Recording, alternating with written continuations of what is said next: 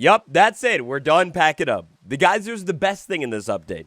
Dude, I can't begin to tell you how happy Minecraft 26.2 snapshot number 5 has made me. At last, man, the Chaos Cubed update for a single-player player like myself is actually looking pretty chaotic and fun.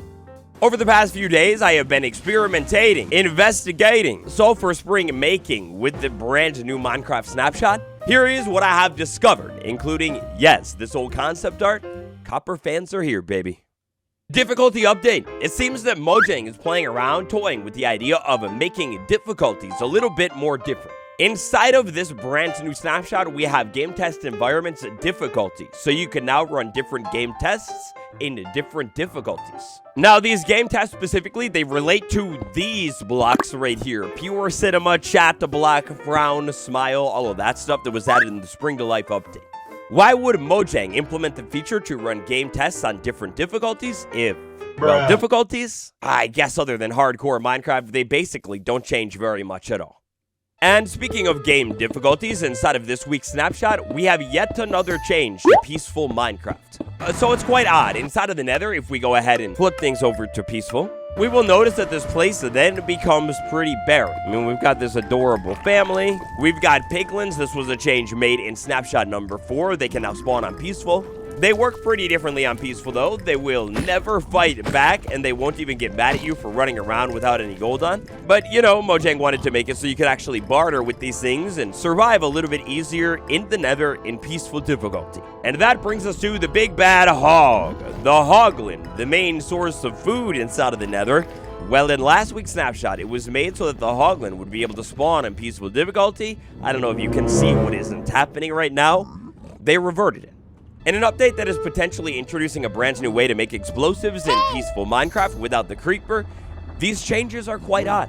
Why Mojang is so focused on randomly the Nether and mob spawning and not spawning on peaceful difficulty right now, it's weird. Based on the things Mojang has said in the past, we know that they want to eventually take a look at the different difficulties and make them a little bit different. Perhaps we're seeing the foundation laid for that coming in a future drop. The chicken jockey. Inside of this week's snapshot, the chicken jockey got an update. The jockey on top of the chicken is sitting slightly differently. Now, this change right here, alongside a change to the hoglin, well, on the changelog here, it's documented in a little bit of a mysterious fashion, saying tweak the various mob hitbox, eye height, and rider positions. Look, maybe I'm crazy, but I feel like I can kind of tell here. The chicken jockey, this guy, it seems like it's sitting a little bit higher than it was before, for sure. Now, the geysers. Ever since the release of the snapshot video, I have learned that there is so much that I miss to these things. I've been messing with these things nonstop, and they're fascinating.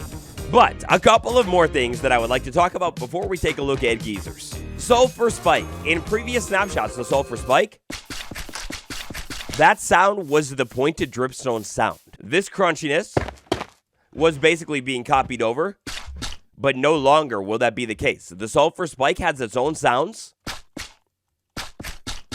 It sounds like sulfur. It's soft. If I mine the Sulfur Spike, it sounds pretty soft, like I'm digging through dirt. And then if I am able to get a Sulfur Spike to fall, it's a little crunchy sounding. Also, a little change that I believe we have here in the creative inventory. Sulfur Spike is now right next to Potent Sulfur. Meanwhile, normal old Sulfur, it's just somewhere else, man. Game modes. We have a couple of different game modes inside of the game. And then maybe better put for this one, we have different ways to play the game too. Like controller, keyboard, foot pedal, but not touchscreen. In a move that almost never happens, inside of this week's snapshot, Mojang actually removed a way to play Minecraft from the game. They have gone ahead and removed touchscreen mode. I didn't even know that was a thing. Now, according to the developers, the touchscreen mode was poorly implemented and not really supported well for a long time now. They decided to just go ahead and chop it from future releases. They do have a link over to the feedback site where you could go ahead and talk about it. It was created on April 14th, so it looks like this was planned for a while. And then we do actually have a little bit of feedback here when it comes to touchscreen mode, and a lot of people asking for official controller support in place of touchscreen mode, which I can't believe that vanilla Minecraft built-in doesn't have that by now. It's wild. All right, the TNT Sulfur Cube. This feature, safe to say, well, safe to say it's a bang. But we've talked a lot about the TNT Sulfur Cube. In fact, I've already dropped a whole video on how warfare has changed forever. All thanks to this little guy right here. If you haven't seen it, check it out next. But in my initial excitement of the snapshot and the geysers being implemented into Minecraft, there's quite a bit that I completely missed or got wrong about the geyser. So for starters here, one thing that we talked about already, every single sulfur spring in the game is also a geyser. Now, some sulfur springs have a more potent sulfur magma block combination than others. For example, which one is it? I think it's this one. Yeah, that has 2 different instances of potent sulfur magma combo. So this spring will therefore light off a little bit more often, and the water gets a little bit deeper here, which is going to mean the geyser will shoot a little bit taller too. Now, these geysers right here, we basically have 4 different types of geysers that have been added to the game. We have our short geyser, but then the more water that we begin to add on top of our sulfur magma block combination, the taller and longer our geyser will actually fire off here. Check this out. You can see that these are sitting at the exact same level, but this one fires way shorter than, say, something like this one right here in a 3 deep water pool. Now, geysers, even if you created them at exactly the same moment, they will fire at random intervals. This one right here was a good example of it, kind of missed it there, but 2 of them fired than this one, even though I made these all at literally the same moment. So our geyser firing, it will happen at random intervals, but the height of the geyser is not random.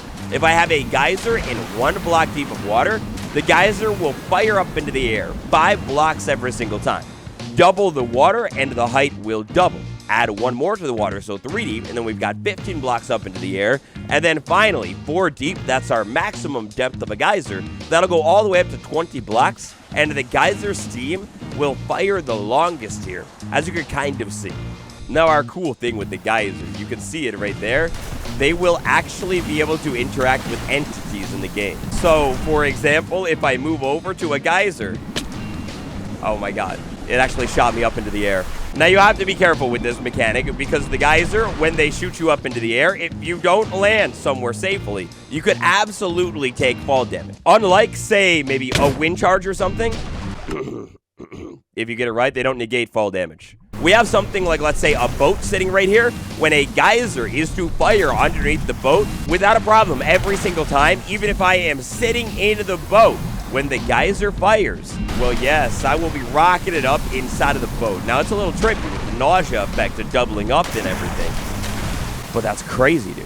Now, items are also going to work inside of these geysers as well. If I have loose items just sitting and floating around here and I have a geyser rocketing up, well, yeah, they'll be able to actually throw items around as well.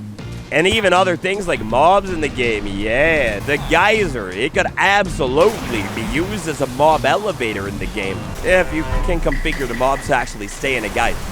Boom, and that got my brain churning. So here we have a sulfur cube with a block inside of it. This thing is motionless, but it's an entity, and oh yeah, you could use the geyser to rocket these things up into the air, and then take into account their different properties here. We can see the wolf one, it wants to fall slowly, so if the geysers ever end up stopping, it'll actually drift back down nice and slowly, and land exactly where it started before it got blasted up. Meanwhile, we can take something like, say, iron or whatever. This one actually doesn't even really want to float. But if we have a geyser fire it up, it doesn't matter. It will still go all the way up into the air. And then we can see there that it is going to fall way quicker, like all the way down to the bottom, than the wool one would. So, yeah, pretty beautiful that Mojang went ahead and incorporated the Sulfur Cube mechanics into the geyser. Now that got me scheming. It built tricks with the geyser because we have these really unique particle effects happening. One of my first ideas that I had here, and one of the first ideas I saw other people building, is geyser fountains. We could see inside of this fountain, I've got a couple of different geysers placed under the water at different heights. That's going to cause the water to fire up into the air at different intervals, different heights. And yeah, man, it's just like the most beautiful fountain that I think I've ever seen. A cool little build trick that I have learned with these geysers, if I were to put something above the potent sulfur, like let's say a fence, it'll cut out the stinky fart particles, but the geyser will absolutely still work. Here I have a couple of different geyser situations that I have invented. First up, I've got a geyser set up here with that fence combination that I was talking about a second ago. In time, we will see that this geyser will absolutely be able to fire, even with this random block above it, and when it does fire, it'll still be able to move entities up and down. Next up here, we have a geyser set up underneath a solid block. On its random time interval, the geyser will still be able to fire, except some of the particles will be stopped by the block. But the particles being stopped by the block, it doesn't mean that everything on top of it won't move. Even with, I would say, less than half of the particles making it through, items and blocks can still be bounced up and down. That could be pretty useful for elevators. Oh, the grate, you have water inside of it trapped? Oy, no pun intended, but this one is pretty great. Just like with a leaf or a root block, the geysers will still be able to fire. Only difference, with the copper one, the nausea particle effects actually pop up. Meanwhile, with the root and the leaves, at least right now, no nausea particle.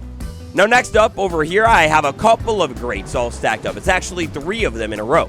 If I stand right here in time, when my geyser decides to fire, oh baby, yes, so the steam particle effects, they actually work, and you can link up multiple grates stacked on top of each other to still create geysers.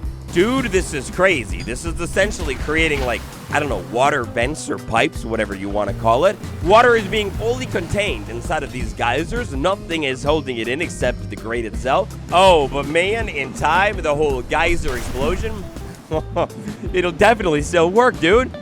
And that throws me back to this concept from the tricky trial chamber update of all time.